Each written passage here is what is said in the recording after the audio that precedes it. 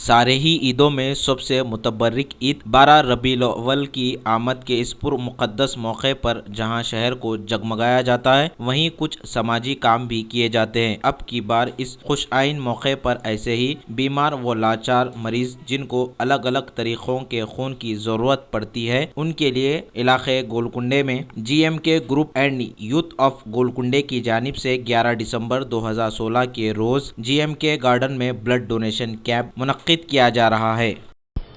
हुज़ूर पाक सल्लल्लाहु ताला अलैहि वसल्लम की मीलाद के मौके पर इंशाअल्लाह ताला मीलाद ब्लड डोनेशन कैंप का एहतमाम किया गया है।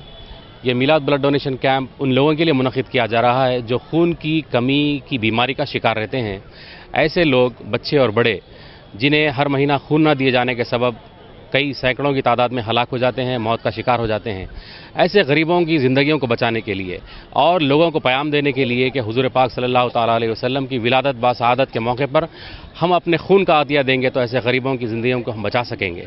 तो इसी मकसद के तहत जश्न मिलादुन्नबी के ज़िमन में एक मीलाद ब्लड डोनेशन कैंप मुनक्किद किया गया है।